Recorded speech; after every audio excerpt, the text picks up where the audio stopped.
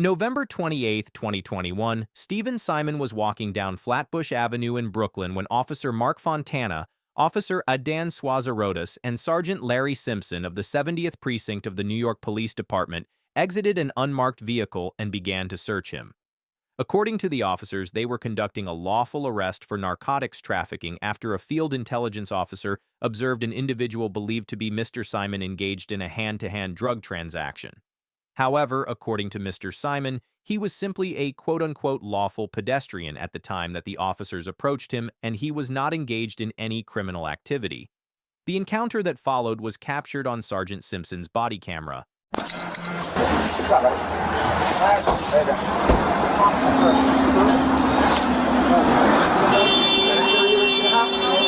Sure.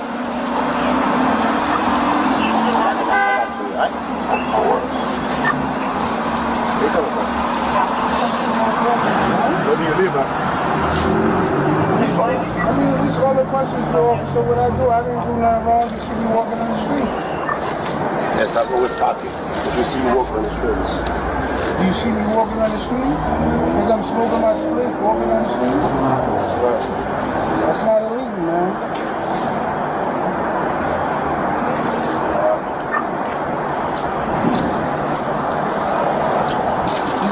I just came out of there eating burger and all of that, man. Yeah, you can make a burger there. Yeah. Right, man. Taking off my shirt, all of this stuff. That's what you like. Feel it for me? Grab it. No. What are you thinking about? You got anything in it? No, man. I'm just saying, you grabbing my doors and all of that, man. It's crazy.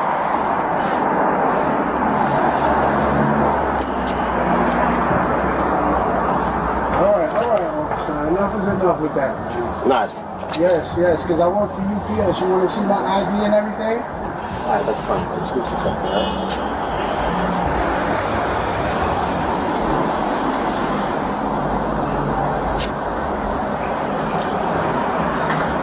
What you got in there? What are you talking? Yo, you want me to take off my pants, man? Yo, relax. Don't reach, Yo, come on. Don't do that. Don't do that. On my Alright, you go ahead. You search it. Come on, man. You want to comfortable? Search. What? Come on, man. Look, you want me to take off my pants? No. You don't have to take off my. You want to grab my. You think, man? What's wrong with you, man? As Officer Swazarotis searches Mr. Simon, he grabs Mr. Simon's groin area multiple times, and Mr. Simon voices his protest. Whether or not the officers had the legal authority to search Mr. Simon depends on the level of suspicion that they possessed at the time, and unfortunately, the facts are disputed on this issue. While the officers contend that they had so-called probable cause to arrest Mr. Simon based on reports from a field intelligence officer that he was observed engaging in a drug transaction, Mr. Simon argues that he was simply walking on the street and had not engaged in any illegal activity. It is important to note that even if Mr. Simon had not done anything wrong, a court could still find that the officers had so-called reasonable suspicion or even so-called probable cause based on the facts available to them if the evidence showed that an individual matching Mr. Simon's description had been involved in a nearby illegal drug transaction, and a court determining the legality of the search would first review the totality of the circumstances to determine whether the officers had reasonable suspicion, probable cause, or no objective suspicion of wrongdoing. When officers do not have reasonable suspicion or probable cause to suspect a citizen, they have authority to engage in a voluntary encounter and request a consensual search, but the individual is free to refuse and walk away. Any search at this stage must be based on the citizen's voluntary consent. Now, if an officer gains so-called reasonable suspicion that a person is involved in criminal activity, the officer may conduct a temporary investigative detention, also known as a Terry stop, based on the 1968 Supreme Court case that created the doctrine. As the Supreme Court established in the Terry case, the officer may also perform a limited pat-down frisk during one of these investigative detentions if there is also reasonable suspicion the person is armed and dangerous. And then finally, if an officer has so-called probable cause to believe that an individual committed a crime, the Supreme Court held in the 1973 case of United States versus Robinson that they may arrest them and perform a full search of their person and immediate belongings without a warrant as a standard incident of arrest. This includes a search of their pockets, clothing, and personal effects for weapons, evidence, or contraband. Now, in order for a court to find that the search conducted on Mr. Simon was constitutional, the officers would need to have probable cause to conduct an arrest and a search incident to arrest. However, even assuming that they had probable cause, a search incident to arrest must remain quote-unquote reasonable in scope and manner under the Fourth Amendment. And Mr. Simon would have a strong argument that Officer Suazarodis' repeated grabbing of his crotch area was unnecessary, overly intrusive, and therefore unreasonable in violation of the Fourth Amendment. Additionally, NYPD Patrol Guide Procedure Number 208-05 states that during a frisk, quote, a thorough external body examination is made by sliding the hand over the subject's body, fueling for weapons or other objects.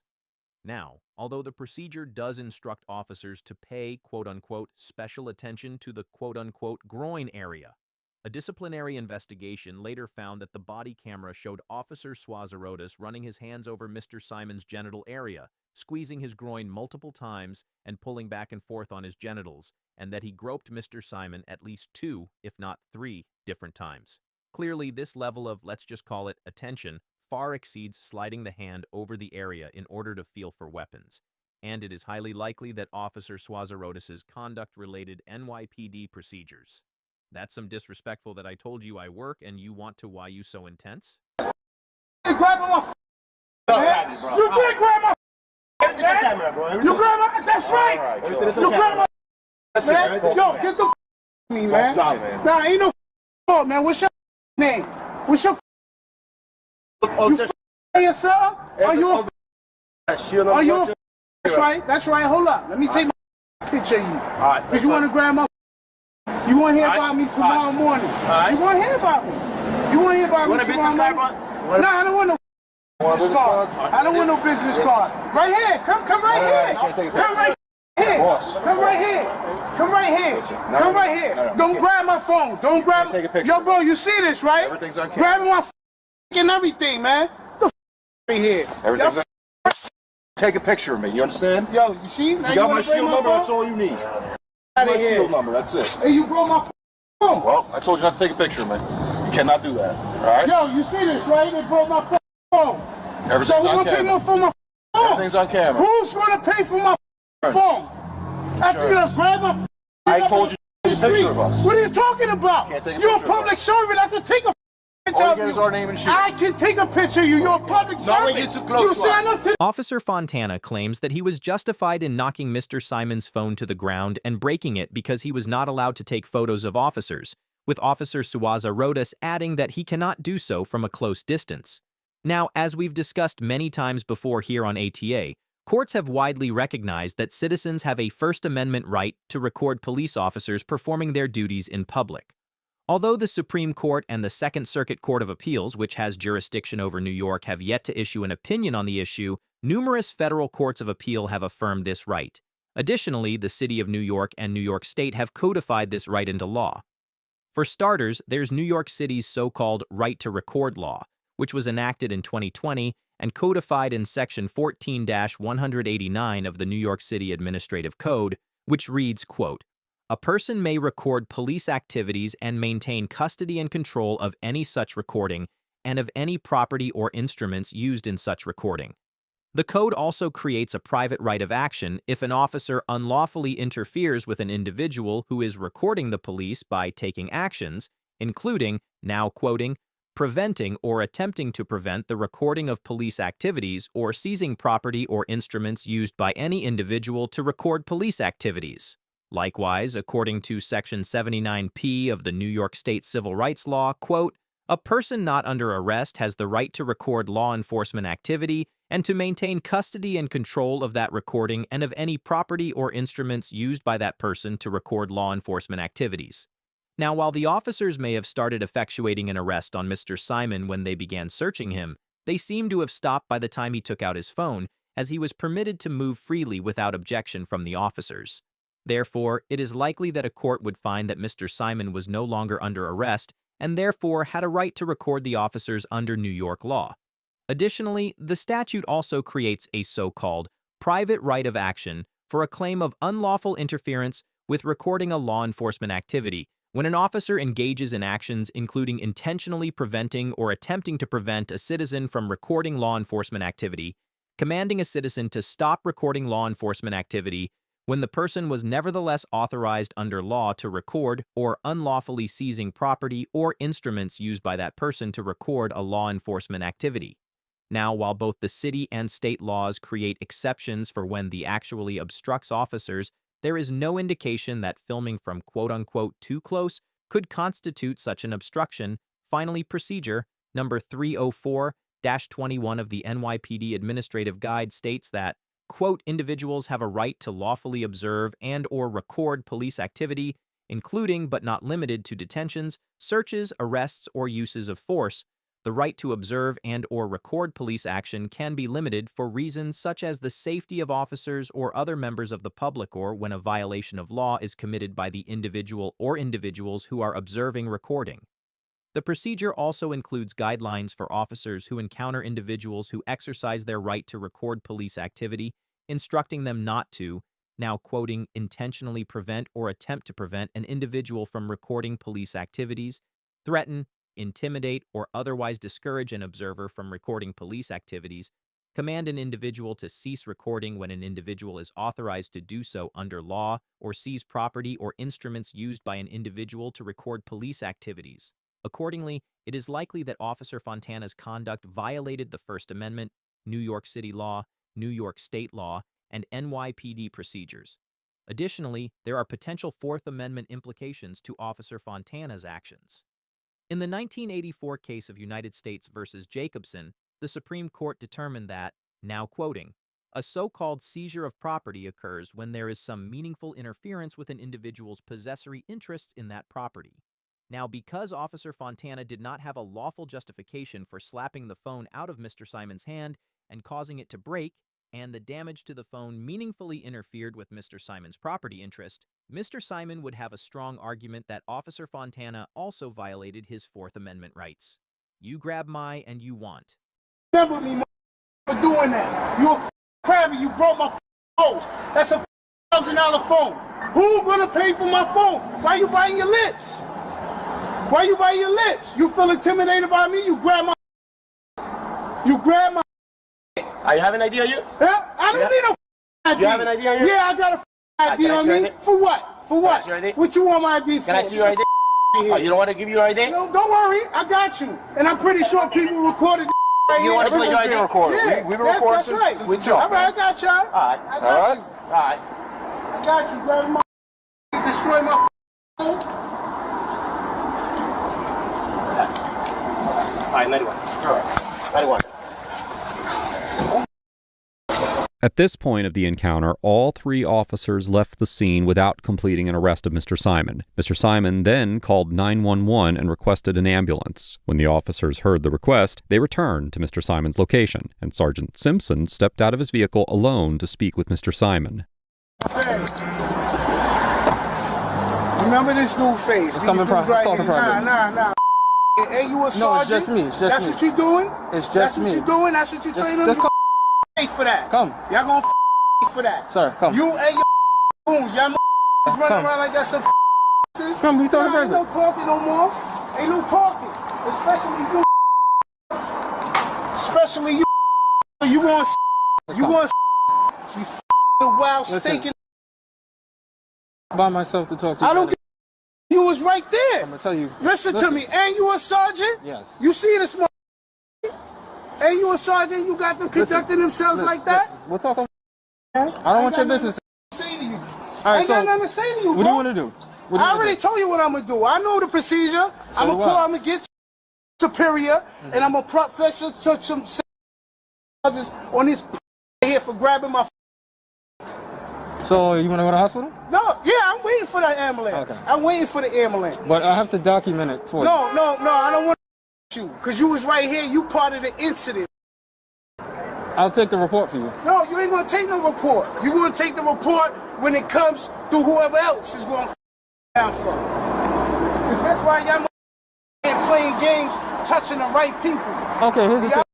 Y'all gonna pay, especially these little predator right here. Listen. Touching Don't touch me, bro. I'm not gonna touch you. Don't touch me. Don't touch. I don't want to talk to you. I told you. You part of the incident. I'm gonna help so you. you can't. No, you can't help me, bro. You want me to document it? I'm gonna talk to the lawyer. No, not you. Not you. I talk to somebody else. Not you, mother.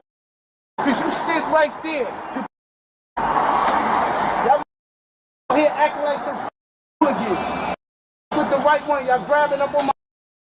Now I gotta go to the hospital. Okay. And they here recorded. They got everything recorded. I got y'all running around playing. We got it recorded too. Word up. All right. All right. Have it recorded. Okay. ET on the bus? Yo, recorded. Keep harassing. See what's here? He let them do that. He's supposed to be authority. They'll be at midnight 45. Yeah, man. You can tell me all of that. No, I'm saying the ambulance is coming. All right, well. Y'all playing a dirty game. Y'all been getting away with that a long time. Crazy, man. Y'all out of control. Play with the right one tonight. All that thirsty. Look for some up. Y'all out here trying to walk in the street smoking weed. Out of here. All y'all gonna see. Y'all gonna remember that shit. Breaking my central book is somewhere doing paperwork, sitting up, lose your gun, all of that.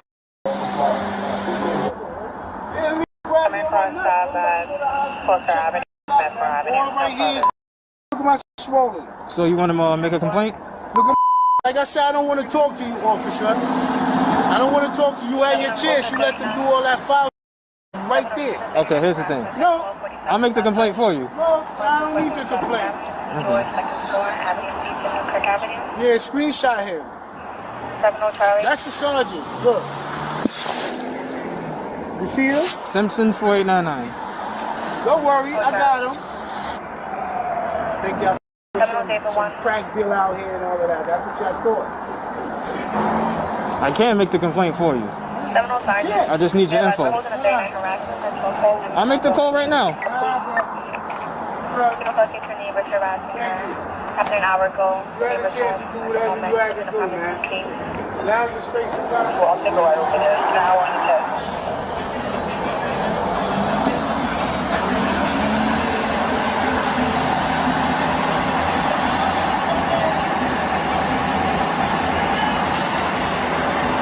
So one more time, you're not gonna give me no info? Yo, excuse me. I don't want these guys around me or just assaulting me. I was over there,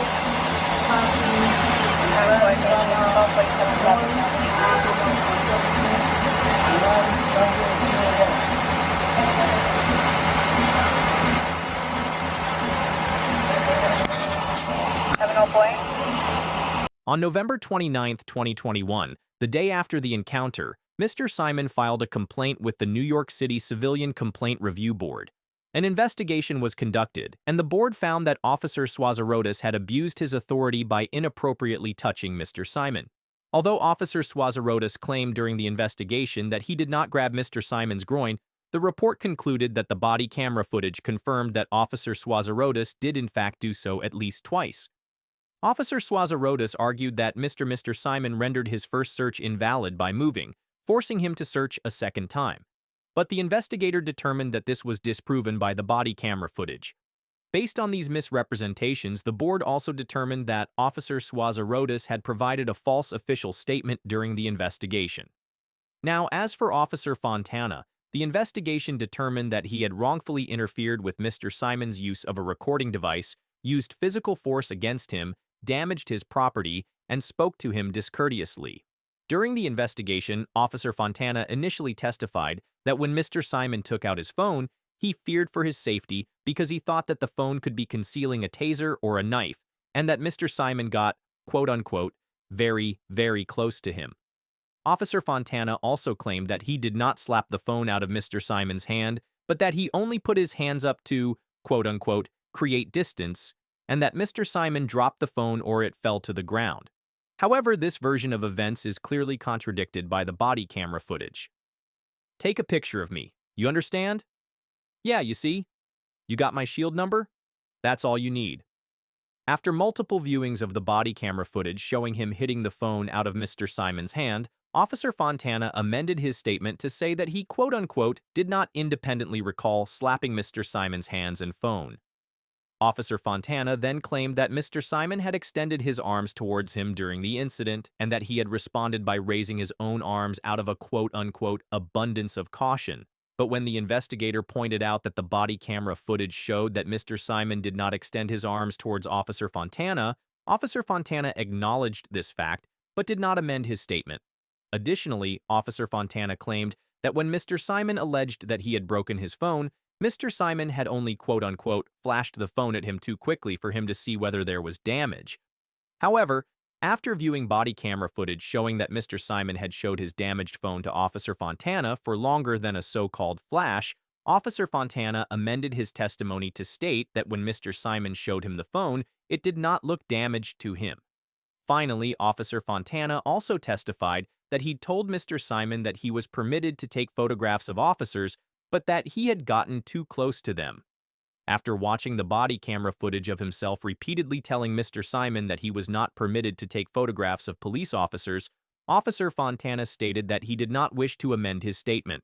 However, upon questioning, he acknowledged that he had told Mr. Simon he was not allowed to photograph officers and amended his testimony to state that during the incident, he meant to communicate that Mr. Simon was not permitted to take photos of officers quote-unquote that close, but he was allowed to photograph from a distance and that he should have articulated himself better. Well, due to his multiple repeated false claims during his testimony, the report also determined that Officer Fontana had provided false official statements. Notably, the board did not conclude that the initial arrest or search were improper or without probable cause. I've included a link to the full investigative report in the description down below, if you're interested in reading more. Both officers entered into plea agreements, with Officer Fontana pleading guilty and forfeiting 20 vacation days, and Officer Suaza Rodas, who, by the way, has apparently been promoted. He's listed in the disciplinary report as Sergeant Adin Suaza Rodas, pleading guilty and forfeiting 10 vacation days. On October 7, 2022, Mr. Simon filed a civil lawsuit in New York State Court against Officer Suaza Rodas, Officer Fontana, Sergeant Simpson, and the City of New York, alleging claims of assault and battery, false arrest, and violations of the 4th and 14th Amendments. In support of his case, Mr. Simon filed a sworn affidavit stating that he was not engaged in any illegal activity at the time he was seized, and that, now quoting from the affidavit, none of the officers had any reason, much less probable cause, to believe that I had committed or was about to commit a crime. As of the date of writing this episode, the case is still pending. Overall, the NYPD officers get an F for demonstrating fundamental misunderstandings of the limitations of their authority, blatantly violating Mr. Simon's First and Fourth Amendment rights, and for maintaining a hostile and unprofessional demeanor throughout the encounter. It is important to note that the civilian complaint, the Complaint Review Board's investigation, revealed that a field intelligence officer had observed what he believed to be a hand-to-hand drug transaction involving Mr. Simon through the Argus camera system. While this information alone likely granted the officers probable cause to arrest Mr. Simon at the time, if true, that doesn't necessarily mean that it is factually accurate, and Mr. Simon explicitly denies that the officers had any reason to stop him. Without more evidence, it is impossible to analyze the legality of the detention itself. However, nearly everything that the officers did beyond the detention was undoubtedly unconstitutional. Not only did the officers inappropriately grab Mr. Simon and break his phone, but they went on to lie about it several times while under investigation and made an obvious attempt to revise the narrative of the encounter in their favor. Furthermore, I find it particularly disturbing that officers who assaulted a citizen and intentionally damaged their property in retaliation for recording them were ultimately punished by having to forfeit vacation days, and Officer Suaza Rodas was even promoted following this incident. It is extremely concerning that officers who display this level of incompetence are allowed to keep their job, and this interaction is a testament to the issues surrounding police accountability nationwide. Mr. Simon gets an A for making a legitimate effort to document the encounter before having his phone slapped from his hand, for remaining relatively calm despite being assaulted and subjected to an overly intrusive search, and for following up this interaction by filing a complaint the day after and later filing a lawsuit. At no point in the interaction did the officers do anything that could even be remotely construed as de-escalation, and their conduct was clearly intended to incite a violent response from Mr. Simon. Despite this, Mr. Simon complied with the demands of the officers and expressed his disdain for their conduct without resorting to physical violence. While there is an argument to be made that Mr. Simon could have benefited from invoking his right to remain silent, this would be a very difficult task for any average citizen in a similar situation. And it is important to bear in mind that Mr. Simon is not a First Amendment auditor or an activist of any kind.